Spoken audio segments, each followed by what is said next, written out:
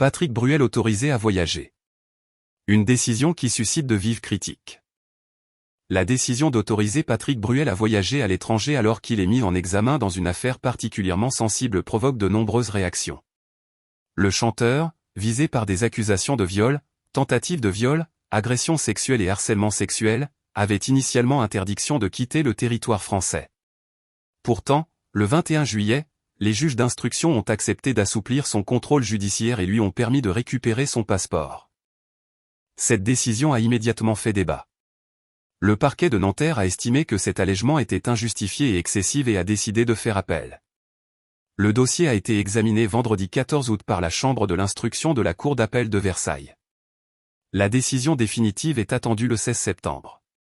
En attendant, Patrick Bruel conserve donc l'autorisation de voyager. Cette possibilité de quitter la France a été vivement critiquée par plusieurs personnes. Pour certains observateurs, cette affaire nourrit une interrogation plus large sur l'égalité devant la justice. Ils dénoncent le sentiment que tout le monde ne serait pas logé à la même enseigne lorsqu'il s'agit de procédures judiciaires et estiment que les relations, la notoriété ou les connexions peuvent parfois compter énormément.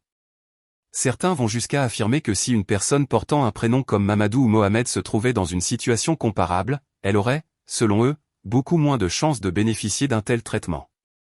Il s'agit toutefois d'une perception et d'une critique du système, et non d'un fait établi concernant l'issue d'une procédure particulière. Patrick Bruel reste soumis à plusieurs obligations. Il lui est notamment interdit d'entrer en contact avec les plaignantes et leurs proches. Il ne peut pas non plus fréquenter les salons de massage et doit poursuivre un suivi psychologique. Par ailleurs, le chanteur est également placé sous le statut de témoin assisté concernant 4 autres faits. Plusieurs plaintes supplémentaires ont été déposées, notamment 2 en juillet. L'intéressé conteste les accusations portées contre lui et demeure présumé innocent jusqu'à une éventuelle condamnation. Cette décision a néanmoins provoqué l'indignation de plusieurs personnalités.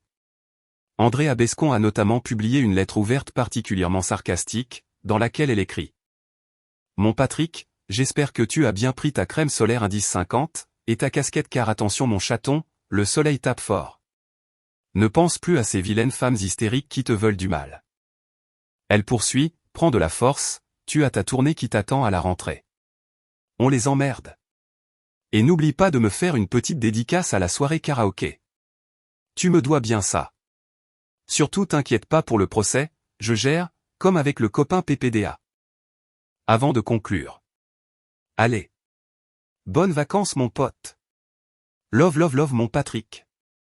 La justice qui t'aime. Aurélie Cabrel a également réagi en écrivant simplement « Bande de pourriture » sous une publication de Paris Match consacrée à l'allègement du contrôle judiciaire.